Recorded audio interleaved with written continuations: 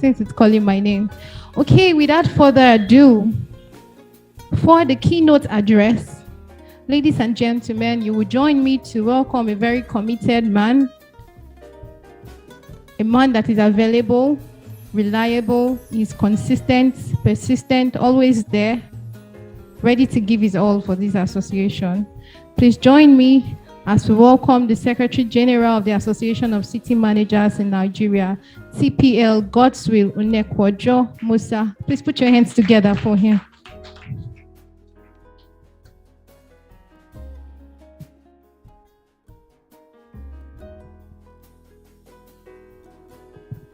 Thank you very much.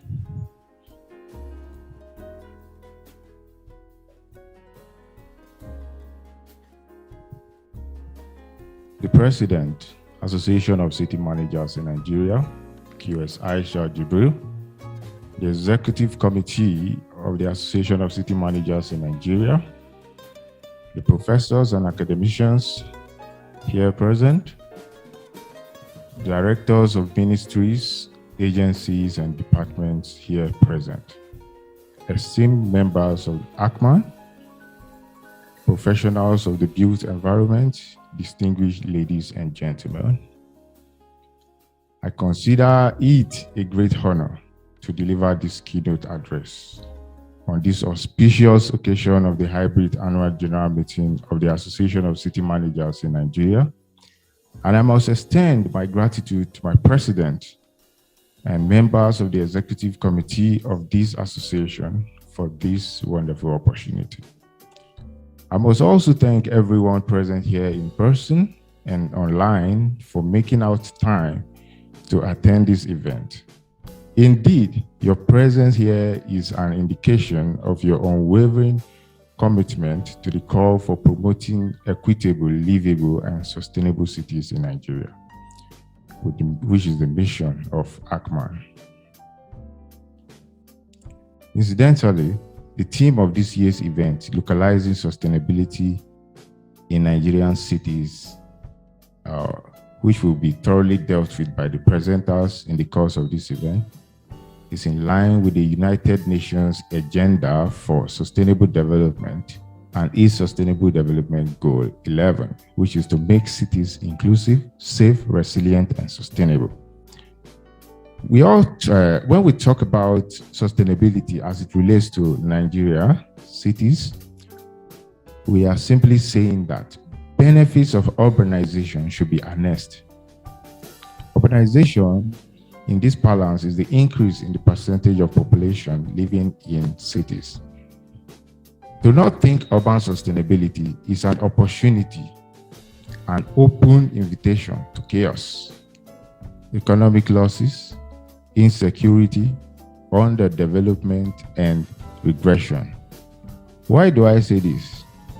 According to UN report of 2018, about 54% of the world population, that is an estimated number of 3.5 billion people live in cities, and by 2050, this figure is expected to increase to 68%, with the highest rate of urbanization, population explosion occurring in developing countries, such as Nigeria. The challenging part is that the upsurge in urban population explosion rate often outweighs the government capacity to effectively manage it. Only recently, precisely last month, the Punch newspaper of 17th November 2021 reported the FCT minister saying, and I quote, "We cannot control Abuja's population explosion." If a city's population upsurge is not effectively managed, it is bound to struggle with environmental degradation, and ultimately, the earth becomes endangered. Even though cities occupy 3% of the Earth's land, they account for about 75% of world's energy consumption and are responsible for over 70% of global greenhouse gas emissions.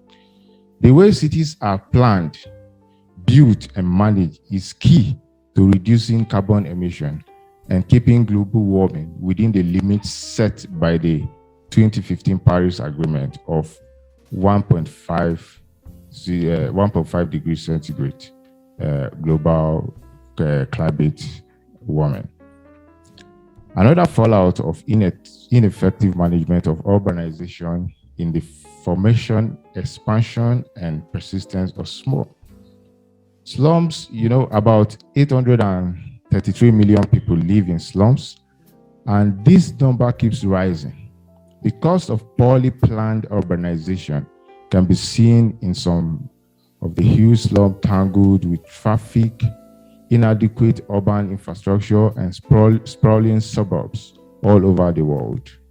Many cities are also more vulnerable to climate change and natural disasters due to high concentration of people and their location. There is also the issue of high unemployment rate, and which dovetails into high crime rates and death rates in these cities, amongst others. Indeed, building urban resilience is crucial to mitigating social and economic losses.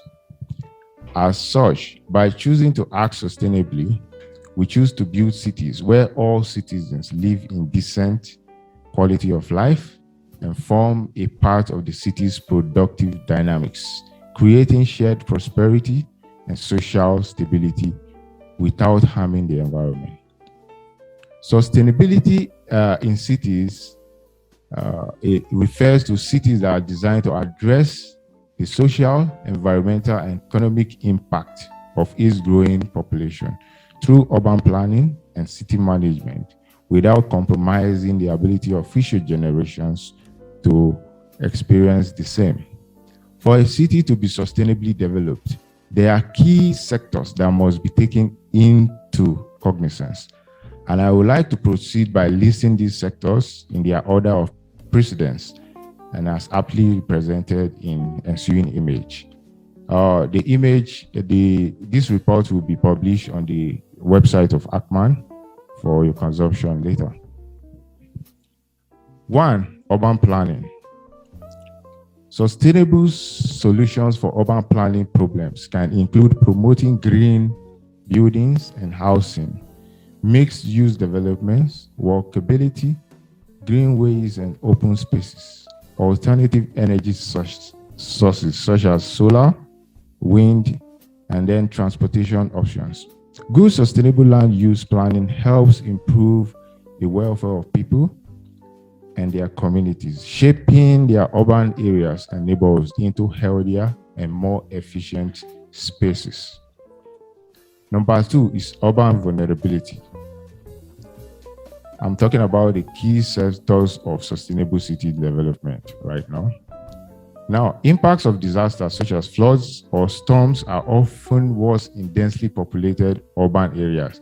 And for sustainable solutions in these regards, the role of proper building codes and land use planning have been recognized as effective in reducing disaster vulnerability, increasing social ties, and community network. Number 3 is energy.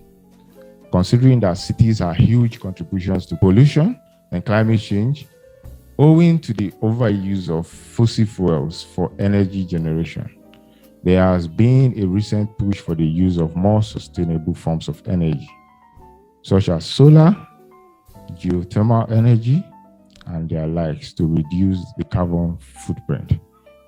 This is a commendable sustainable solution to the issue of energy. Number 3, transport.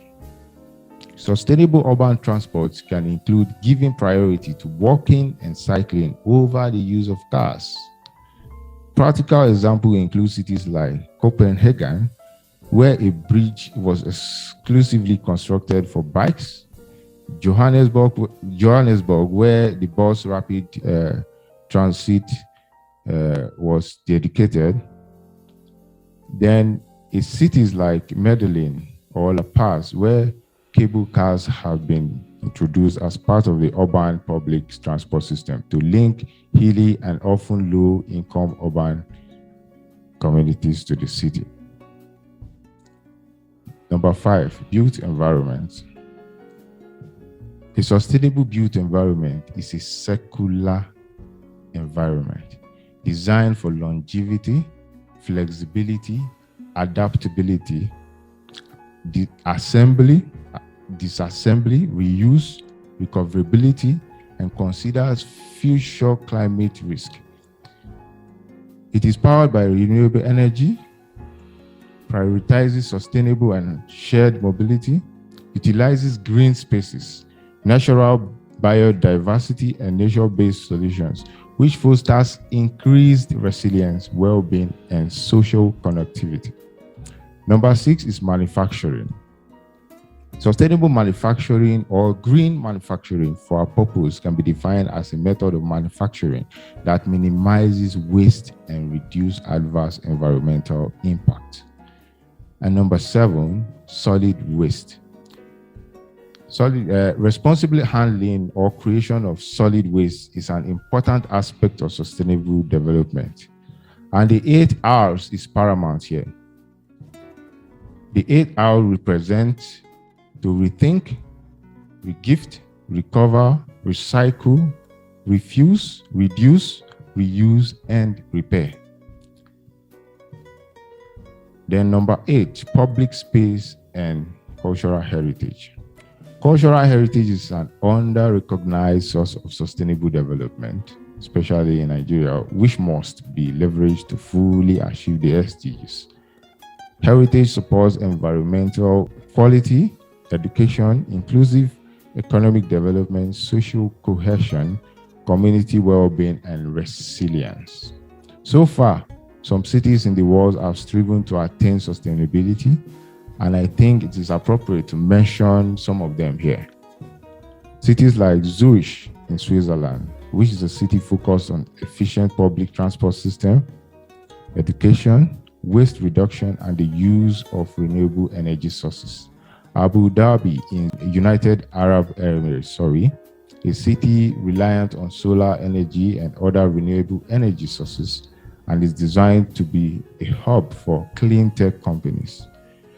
We also have Vancouver in Canada, which is on its way to becoming the greenest city in the world, prioritizing biking and has been redesigned to be more bike friendly. Finally, there is Singapore. In Singapore, also refers to as the garden city of the world and regarded as the greenest city in Asia. Singapore is working to green 80% of their buildings by 2030 and become one of the world's most eco-friendly cities in the future. No doubt, the feat for sustainability achieved in the mentioned cities make them desirable to live in. However, we cannot run away from our fatherland. It is imperative to point out that these achievements were not the product of merely wishful thoughts, but of thoughts that spurred men and women into action. People would like to call sustainability champions. In times like this, when our city in Nigeria seems to be lagging behind in sustainability, we must rise up to the occasion and begin to ask ourselves the following question. Is the environment safe for our children? Can you walk safely in your neighborhood, especially at night? Why are these roads constantly congested? Why is public transportation so inconvenient in Nigeria? What are your shared public spaces like? Remember that the better the conditions you create in your community, the greater the effect on the quality of life for you, your children, your family, and the larger society.